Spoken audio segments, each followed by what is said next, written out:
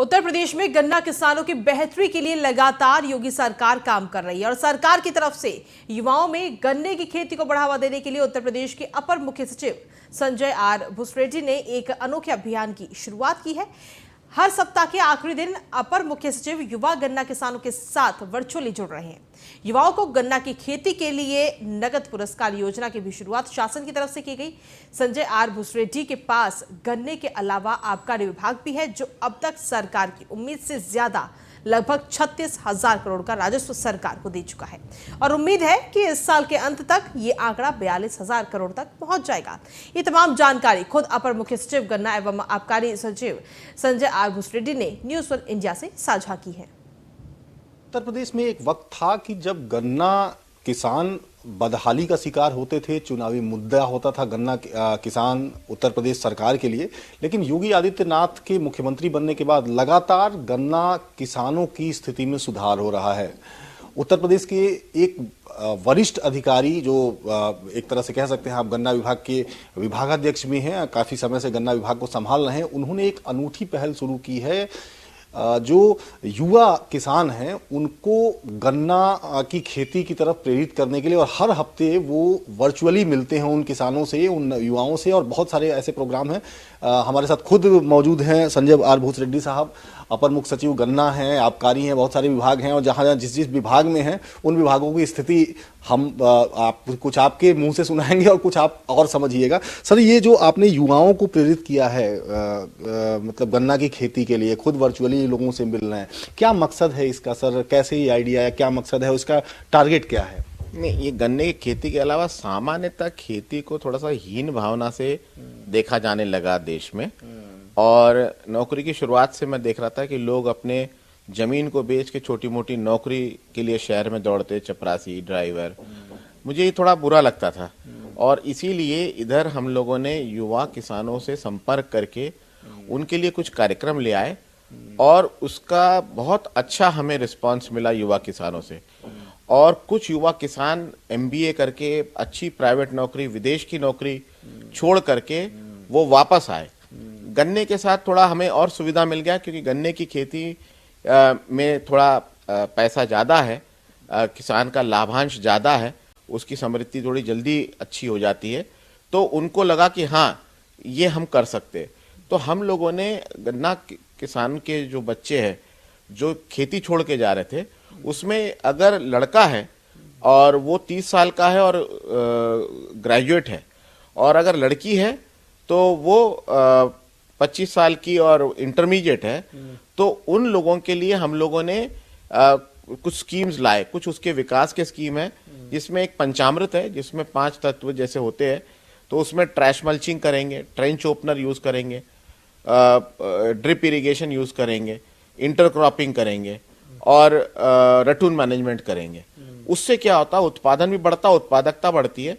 तो जो 2017 में अगर किसी किसान को 1 लाख रुपए की आमदनी हो रही है, तो हमने 2022 में उसको 2 लाख करने तो हमें में सफल नहीं हुए, लेकिन 1,75 उसकी आय बनाने में हम सफल हुए।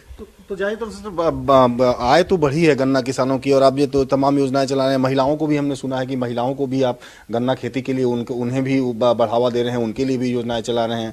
युवाओं के लिए आपने पुरस्कार का भी प्राविधान रखा है कि जो अच्छी गन्ना खेती करते हैं उन्हें पुरस्कार भी आप अपनी तरफ से दे रहे हैं। उसमें 2-3 कार्यक्रम है। एक तो ये पंचामृत जो मैंने 5 बताया, इसको प्रयोग करते हुए हमारे युवा गन्ना किसान लड़के या लड़कियां अगर ये अच्छी खेती करेंगे और अच्छा उत्पादकता और उत्पादन लाएंगे, उसमें अपने ज्ञान, क्योंकि पढ़े लिखे हैं तो और अच्छा करेंगे, तो उन लोगों को हमने 51,000, 31,000 और 21,000 का पुरस्कार रखा, जो माननीय मुख्यमंत्री जी के कर कमलों से राज्य स्तर पे उनका वितरण होगा।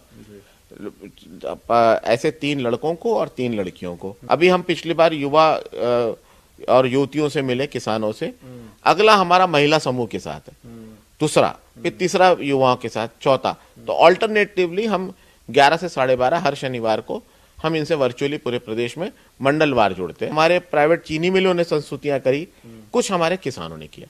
तो सबका बराबरी का भागीदारी है, जो गन्ना विभाग में बहुत सारे सुधार हुए। और जिस तरीके से अभी भूसरेड्डी साहब ने बताया, चूंकि 2 विभाग हैं, गन्ना विभाग की भी उपलब्धियों के बारे में बताया हमने आपको, और आबकारी विभाग की भी उपलब्धियों के बारे में बताया। कि जब अगर मंशा ठीक हो तो निश्चित रूप से बदलाव होते हैं।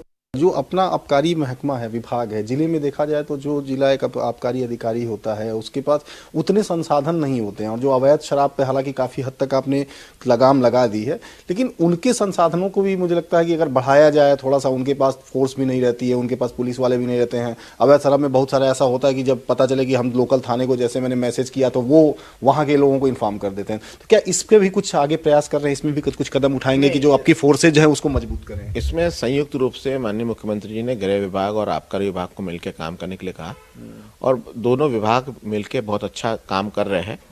कहीं इधर उधर अपवाद हो जाता है, लेकिन अभी माननीय मुख्यमंत्री जी ने हमें एक्स्ट्रा गाड़ियां 107 गाड़ियां सैंक्शन की है, वो 2-4 दिन में सैंक्शन हो जाएगा।